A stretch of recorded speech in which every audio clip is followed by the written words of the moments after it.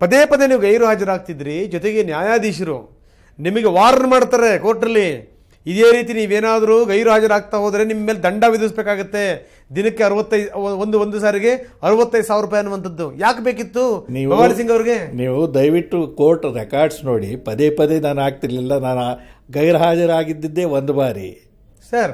ಇನ್ನೊಂದು ಬಾರಿಗೆ ಏನು ಮಾಡಿದೆ, ನಾನೇ ಕೋರ್ಟ್ಗೆ ಹೋಗಿ ಮೆಡಿಕಲ್ ಸರ್ಟಿಫಿಕೇಟ್ ತೊಗೊಂಡು ದಿಸ್ ಇಸ್ ಮೈ ಪ್ರಾಬ್ಲಮ್ ಅಂತ ಹೇಳಿದೆ. ಓಕೆ. ಕುನ್ನಾ ಅವ್ರಿಗೆ ಅದು ಏನಾಗಿತ್ತು ಗೊತ್ತಿಲ್ಲ. ಮೋಸ್ಟ್ ಪ್ರಾಬ್ಲಮ್ ಕುನ್ನಾ ಅವ್ರಿಗೇನು ಕಾಯಿಲೆನು ಬರಲ್ಲ ಅನಿಸುತ್ತೆ. ಅದೇ ಇರ್ಬೋದು ಕಾರಣ. ನಾನು ಏನು ಮಾಡೋದು, ನಮ್ಮ ಕೆಮಿಸ್ಟ್ರಿ ಆಗಿದೆ, ಅವ್ರ ಕೆಮಿಸ್ಟ್ರಿ ಆಗಿದೆ. ಮೋಸ್ಟ್ ಪ್ರಾಬ್ಲಿ ಅವ್ರು ಇಲ್ಲ ಆಗಲ್ಲ ಅಂತ ಒಪ್ಕೊಂಡ್ರು. ಕಡೆಗೆ ದಂಡ ವಿಧಿಸ್ತೀನಿ ಅಂತೇಳಿ, ದಂಡ ಅಲ್ಲ ಅದು ಕಾಸ್ಟ್ ಅಂತೇಳಿ. It is not fine, it is cost. ಯಾವ ಪ್ರಾಸಿಕ್ಯೂಟರ್ ಇವರೆಗೂ ಹಾಕೇ ಇರಲಿಲ್ಲ. ಯಾಕಂದ್ರೆ ಕಾಸ್ಟ್ ಹಾಕೋರು ಯಾರಿಗೆ ಹಾಕ್ತಾರೆ ಅಂದ್ರೆ ಯೂಶುವಲ್ ಆಗಿ ಇವಾಗ ನಾನು ಪ್ರಾಸಿಕ್ಯೂಟ್ರು ಹಾಕಿದ್ರೆ ಸರ್ಕಾರಕ್ಕೆ ಹಾಕಬೇಕು. ಇಲ್ಲಿಲ್ಲ ಹೈಕೋರ್ಟ್ನಲ್ಲಿ ಕಾಸ್ಟ್ ಹಾಕಿದ್ರೆ ಸರ್ಕಾರಕ್ಕೆ ಹಾಕ್ತಾ ಇರೋದು ಯಾವ ಲಾ ಆಫೀಸರ್ಗೆ ಹಾಕಲ್ಲ. ಅವರು ಹೊಸ ಪದ್ಧತಿ ಶುರು ಮಾಡೋದು ದೇವರಿಗೆ ಗೊತ್ತು, ಏನು ಅನ್ನೋದು ನನಗೂ ಗೊತ್ತಿಲ್ಲ. ಅಲ್ಲ, ಕಾನೂನಲ್ಲಿ ಅದಕ್ಕೆ ಆಸ್ಪದ ಇದೆಯಾ? ಆಸ್ಪದ ಇಲ್ಲ ನನ್ನ ಪ್ರಕಾರ. ಯಾಕಂದ್ರೆ ನಾನು I am appearing for the government. Okay. ನಾನು ಸುಪ್ರೀಂ ಕೋರ್ಟ್ಗೋರಿಗೆ ಅದು ಕಾಸ್ಟ್ ಇದನ್ನು ಮಾಡಿದ್ರು, ವೇ ಆಫ್ ಮಾಡಿ just you pay 20,000 to the ಅವರು ಲೀಗಲ್ ಸರ್ವಿಸಸ್ ಅಥಾರಿಟಿ ಪೇ ಮಾಡಿದ್ರಿ. ಅವ್ರು ಕೊಟ್ಟಿದ್ದೀನಿ ನಾನು. ಯಾವ್ದು 60,000 ಇದು ಕೊಡಲಿಲ್ಲ, ಕಾಸ್ಟ್ ನಾವು ತೆಗೆದ್ರು ಅವರು. ಓಕೆ, ಕಾಸ್ಟ್ ತೆಗೆದ್ರು ಅವರು. ಓಕೆ, ಕೊಡಿ ಅಂತ ಕೊಟ್ಟಿದ್ದೀನಿ. ಅದರಲ್ಲಿ ಏನಿದೆ ನೋಡಿ. ಸುಪ್ರೀಂ ಕೋರ್ಟ್ ಹೇಳುತ್ತೆ, in the consultation of the government high court of Karnataka shell appoint public prosecutor. ಹೌದು, ಹೌದು ತಾನೆ? ತಾವು ಕೂಡ ಪಬ್ಲಿಕ್ ಪ್ರಾಸಿಕ್ಯೂಟರ್ ಆಗಿ ಸಾಕಷ್ಟು ವಾದ ಮಾಡಿದಿರಿ. ಅಪೀಲ್ ಪ್ರೊಸೀಡಿಂಗ್ ಸಂದರ್ಭದಲ್ಲಿ ನೋಡಿ, ಇಲ್ಲಿ ಸರ್ಕಾರನೂ ಹೇಳಲ್ಲ, ಹೈಕೋರ್ಟು ಹೇಳಲ್ಲ. ತಾವು ಪನ್ನೀರ್ ಸೆಲ್ವಂ ತಮಗೆ ಲೆಟರ್ ಕೊಡ್ತಾರೆ, ನೀವು ಫೇಸ್ ಮಾಡಬಹುದು ಅನ್ನುವಂಥದ್ದನ್ನು. ಯಾವ ರೀತಿಯ ಶಿಷ್ಟಾಚಾರ ಇದು?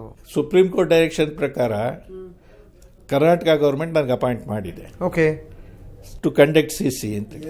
ಸುಪ್ರೀಂ ಒಂದು ಸಾರಿ ನಾನು ಪ್ರಾಸಿಕ್ಯೂಟರ್ ಆದಮೇಲೆ till the logical end of the case, that is the presumption. Okay.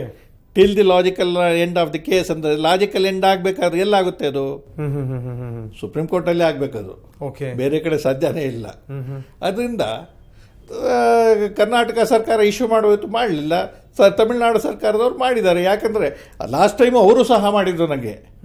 Tamil Nadu ಸರ್ಕಾರ ಕರ್ನಾಟಕದ ಜೊತೆಗೆ ಅವರು ಮಾಡಿದ್ರು. ತಾವು ಪ್ರತಿ ವಿಚಾರದಲ್ಲೂ ಕೂಡ ರಾಜಿ ಆದ್ರಿ ಅನ್ಲಿಕ್ಕೆ ಇದಕ್ಕಿಂತ ಒಳ್ಳೆ ಎಕ್ಸಾಂಪಲ್ ಬೇಕಾಗಿಲ್ಲ ಅಂತ. ಕರ್ನಾಟಕ ಸರ್ಕಾರ ಇಶ್ಯೂ ಮಾಡಬೇಕಾಗಿತ್ತು, ಕರ್ನಾಟಕ ಸರ್ಕಾರ ಇಶ್ಯೂ ಮಾಡಲಿಲ್ಲ. ಈ ಸಂದರ್ಭದಲ್ಲಿ ತಮಿಳುನಾಡು ಸರ್ಕಾರ ಇಶ್ಯೂ ಮಾಡ್ತು. ಇವ್ರು ಕೊಟ್ರೇನು ಶಿವ, ಅವ್ರು ಕೊಟ್ರೇನು ಶಿವ, ಒಟ್ಟು ಮುಂದುವರಿಬೇಕು ಶಿವ ಅನ್ನುವಂಥ ಒಂದು ಮನೋಭಾವನೆ. ಹೌದು, ಯಾಕೆಂದರೆ ಅರ್ಧಂಬರ್ಧದಲ್ಲಿ ನಾನು ಕೆಲಸ ಬಿಡೋದಕ್ಕೆ ಸಿದ್ಧ ಇರಲಿಲ್ಲ. ಕಷ್ಟ ಬಿದ್ದು ನಾನು ಕೆಲಸ ನಡೆಸಿದ್ದೀನಿ. ಮತ್ತು ವಾಟ್ ಯು ಕಾಲ್ ಕನ್ವಿಕ್ಷನ್ ಆಗಿದೆ ಇದರಲ್ಲಿ. ನಾನು ಯಾಕೆ ಬಿಟ್ಟು ಹೋಗಬೇಕು? ಕರ್ನಾಟಕ ಸರ್ಕಾರದವರು ಡೆಕ್ಕನ್ ಹೆರಾಲ್ಡ್ನಲ್ಲಿ ಬಂತು, ಭವಾನಿ ಸಿಂಗ್ ಅವ್ರು ಮುಂದುವರಿಸಿದ್ದೇವೆ ಅಂತೇಳಿ. ಓಕೆ. ಅದರ ರಿಪೋರ್ಟ್ ಪ್ರಕಾರ I thank the government of Karnataka. But law minister ಹೇಳಿದ್ರು, ಇಲ್ಲ ನಾವು ಮುಂದುವರಿಸಿಲ್ಲ, ನಮಗೂ ಅದಕ್ಕೆ ಸಂಬಂಧ ಇಲ್ಲ ಅಂತ ಹೇಳಿದ್ರು. ಅಲ್ಲ, ನೀವು ಕೇಳಿದ್ರೆ ವಾಟ್ ರೀಸನ್ ಅಂತ? ನಾನು ಯಾಕೆ ಕೇಳಬೇಕು? ಯಾಕೆ ರೀಸನ್ ಅಂತ ನಾನು ಯಾಕೆ ಕೇಳಬೇಕು? ನಾನು ಹೋಗಿ ನೀವು ಕೆಲಸ ಕೊಡಿ ಅಂತ ಕೇಳಿರಲಿಲ್ಲ. ಅವರಾಗ ಅವರು ಕರೆದೇ ಕೊಟ್ಟಿದ್ದು ನನಗೆ. ನಾನೇನು ನೀವು ಕೊಡಿ ನಾನು ಮಾಡ್ತೀನಿ ಅಂತ ಯಾವತ್ತೂ ಕೇಳಿರಲಿಲ್ಲ. ಓಕೆ. ಈಗ ಸರ್ಕಾರ ಬೇಡ ಅಂತ, ನಿಮ್ಮ ಸೇವೆ ಬೇಡ ಅಂತ ತೆಗೆಯುತ್ತೆ.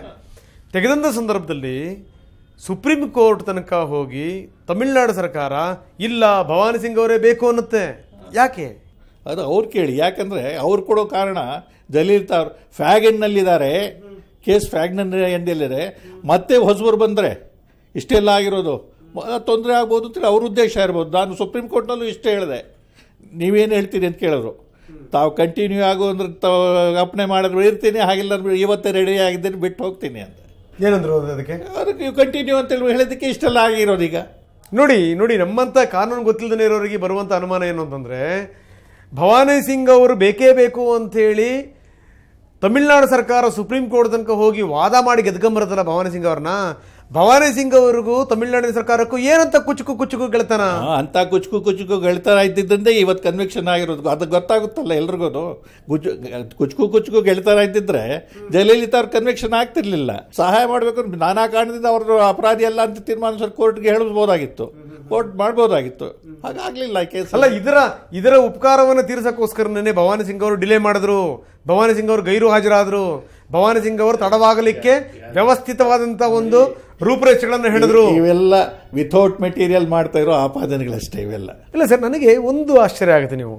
ನೀವು ರಿಟರ್ನ್ಗೆ ನೀವು ಒಂದು ಥರ ಹೇಳ್ತೀರಿ, ಓರಲಿ ಮತ್ತೊಂದು ಥರ ಹೇಳ್ತೀರಿ, ಕಾಂಟ್ರರಿ ಇನ್ನೊಂದು ಥರ ಹೇಳ್ತೀರಿ ಬೇಲ್ ವಿಚಾರದಲ್ಲಿ. ಅದನ್ನು ಹೇಳ್ತಿರಲ್ಲ. 1ನೇ ತಾರೀಕು ಒಂದು ಸ್ಪೆಷಲ್ ಸಿಟ್ಟಿಂಗ್ ಇರುತ್ತೆ ನಮ್ಮ ಹೈಕೋರ್ಟ್ದು. ಆ ದಿವಸ ನಾನು ಒಂದು ಅಬ್ಜೆಕ್ಷನ್ ಹಾಕ್ತೀನಿ. ಜಯಲಲಿತಾ ಅವ್ರು ಏನು ಮಾಡಿರ್ತಾರೆ, ಅವ್ರ ಅಪೀಲ್ ಜೊತೆಯಲ್ಲಿ IA1 ಆ್ಯಂಡ್ IA2 ಹಾಕಿರ್ತಾರೆ. IA1 is for suspension of sentence and bail. IA2 suspension of conviction ಅಂತೇಳಿ. ಇವರು IA1 ನಲ್ಲಿ ಏನು ಮಾಡಿರ್ತಾರೆ, ಜಯಲಲಿತಾ ಅವರು ಸಸ್ಪೆನ್ಷನ್ ಆಫ್ ಸೆಂಟೆನ್ಸು ಕೇಳಿರ್ತಾರೆ, ಅದೇ ಒಂದರಲ್ಲೇನೆ. ಸಸ್ಪೆನ್ಷನ್ ಆಫ್ ಕನ್ವಿಕ್ಷನ್ ಅದರಲ್ಲಿ ಬುದ್ಧಿದ್ದ ತುಂಬಾ ಉಪಯೋಗಿಸಿ ಅದರಲ್ಲೇ ಕೇಳಿರ್ತಾರೆ. ನಾನೇನ್ ಮಾಡಿದೆ, ಅದಕ್ಕೆ ಅಬ್ಜೆಕ್ಷನ್ ಹಾಕಿದೆ. ಯಾವುದಕ್ಕೆ, IA1ಗೆ ಬೇಲ್ ಕೊಡಬೇಡಿ, ಕನ್ವಿಕ್ಷನ್ ಸಸ್ಪೆಂಡ್ ಮಾಡಬೇಡಿ ಅಂತೇಳಿ ಅದಕ್ಕೆ ಹಾಕಿದೆ. ಮತ್ತೆ 7ನೇ ತಾರೀಕು ಬಂದಾಗ ಏನಾಯಿತು, ನಾನು ಸಾಹೇಬ್ರಿಗೆ ಹೇಳಿದೆ. ಫಸ್ಟ್ 11 ಗಂಟೆಗೆ 11 ಕಾಲಕ್ಕೆ ಕರೆದ್ರು. I already filed my objection to IA1. I my permitted to file objection to IA2. IA2 conviction ಅದಕ್ಕೊಂದು ಸಪರೇಟ್ ಆಗಿರ್ತಿರ್ತಾರೆ. Meanwhile mister Malani, Ram Jethmalani ಹೇಳ್ತಾರೆ, no we are not pressing that IA2 conviction suspend ಮಾಡೋಕ್ಕಿದೆಯಲ್ಲ, we are not pressing ಅಂತ. ಅಷ್ಟಕ್ಕಾಯಿತು, ನಿಲ್ತು. ನಾನು ಹೇಳಿದ್ಮೇಲೆ argument ಶುರು ಆಗುತ್ತೆ. ಆರ್ಗ್ಯುಮೆಂಟ್ ಶುರು ಆದಮೇಲೆ ನಾನು ಅದನ್ನು ಮಾಡ್ತೀನಿ ಎಲ್ಲ ಆದ್ಮೇಲೆ ಎಂಡಲ್ಲಿ ಸಾಹೇಬ್ರು ಕೇಳಿದ್ರು, ಏನು ಹೇಳ್ತೀರಿ ನೀವು, ಯಾವಾಗ ಕನ್ವಿಕ್ಷನ್ ಸಸ್ಪೆಂಡ್ ಮಾಡಿ ಅಂತೇಳಿ ನಾವು ಕೇಳಲ್ಲ ಅಂದಿದ್ರು. ಜಯಲಲಿತಾ ಅವ್ರು ಕೊಟ್ಟಿರೋ ಕನ್ವಿಕ್ಷನ್ ಸೆಂಟೆನ್ಸ್ ಇದ್ದದ್ದು 4 ವರ್ಷ. ಒಂದು 100 ಕೋಟಿ ದಂಡ ಹಾಕಿದ್ರು. ನೋಡಿ ಸ್ವಾಮಿ, 100 ಕೋಟಿ ದಂಡ ಇದೆ, 4 ವರ್ಷ ಕನ್ವಿಕ್ಷನ್ ಇದೆ. ಸೆಕ್ಷನ್ 389 ಕ್ಲಾಸ್ 1 CRPC ಪ್ರಕಾರ ಈ 4 ವರ್ಷದ ಸಸ್ಪೆನ್ಷನ್ ಇರೋದ್ರಿಂದ, ಸೆಂಟೆನ್ಸ್ ಇರೋದ್ರಿಂದ ಪ್ರಾಸಿಕ್ಯೂಟರ್ ಪಿಕ್ಚರ್ ಬರಲ್ಲ. ತಾವು ಬಿಡೋ ಆದ್ರೆ ಕಂಡೀಷನಲ್ ಬೇಲ್ ಕೊಡೋದಾದ್ರೆ ನಂದೇನು ಅಬ್ಜೆಕ್ಷನ್ ಇಲ್ಲ.